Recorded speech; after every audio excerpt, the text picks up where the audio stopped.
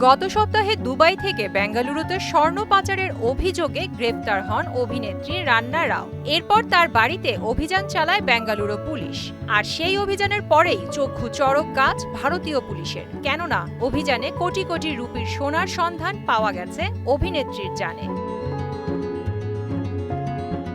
গ্রেফতারের পর থেকে অভিনেত্রীকে ডিরেক্টরেট অফ রেভিনিউ ইন্টেলিজেন্স এর হেফাজতে রাখা হয়েছে।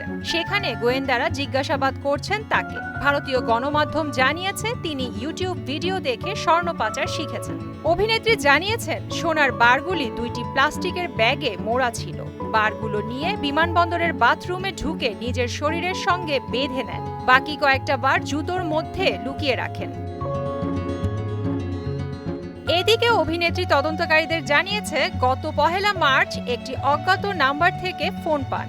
ফোনে তাকে দুবাই বিমানবন্দরের 3 নাম্বার টার্মিনাল গেটে যেতে বলা হয়। সেখান থেকে সোনা সংগ্রহ করে বেঙ্গালুরুতে পৌঁছে দেওয়ার নির্দেশনা ছিল। এই প্রথমবার দুবাই থেকে সোনা পাচার করেছিলেন বলেন অভিনেত্রী। কে ফোন করে সোনা পাচারের নির্দেশ দিয়েছিল তা জানেন না বলেই পুলিশকে জানিয়েছেন রান্না। তার দাবি, আমি পুরোপুরি নিশ্চিত না কে আমাকে ফোন করেছিলেন। যিনি বিমানবন্দরে সোনা দিয়ে গিয়েছিলেন তার উচ্চতা 6 ফুটের কাছাকাছি।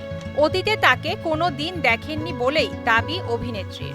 2014 সালে মানিক্য সিনেমায় কন্নড় ইন্ডাস্ট্রির সুপারস্টার সুদীপের বিপরীতে অভিনয় করে রাতারাতি খ্যাতি লাভ করেন রান্না রাও। পরে আরও কয়েকটি দক্ষিণ সিনেমায় অভিনয় করেছেন এই অভিনেত্রী।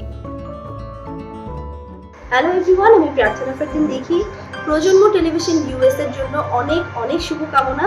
তাদের যাত্রা অনেক অনেক সফল।